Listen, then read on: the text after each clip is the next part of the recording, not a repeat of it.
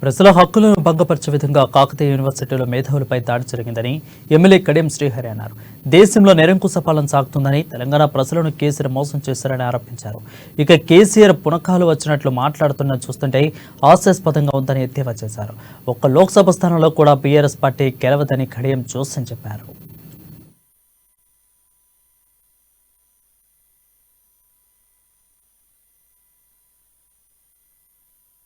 ఆ భావ ప్రకటన స్వేచ్ఛను భంగపరిచే విధంగా, ప్రజలకు రాజ్యాంగం ఇచ్చిన హక్కులను కాలరాసే విధంగా మరి నిన్నటి సమావేశం పైన కొంతమంది దాడి చేయడం, దాన్ని అడ్డుకునే ప్రయత్నం చేయడం చూస్తూ ఉంటే రాబోయే రోజులు ఎంత భయంకరంగా ఉంటాయో ఒక్కసారి ఆలోచించుకోవాల్సిందిగా నేను ప్రజాస్వామ్యవాదులను, మేధావులను కోరుతున్నాను.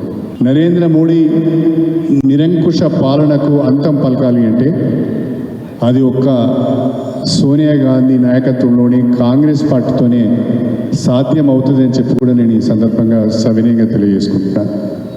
నిన్నటి రోజున మాజీ ముఖ్యమంత్రి బీఆర్ఎస్ అధ్యక్షులు శ్రీ కల్వకుంట్ల చంద్రశేఖరరావు గారు వరంగల్ చౌరస్తాలో, ఆ ఇరుకు చౌరస్తాలో ఒక రోడ్ షో పెట్టారు. ఆ రోడ్ షోకు ఒక 6-7 మంది 8,000 మంది వచ్చినట్టున్నారు.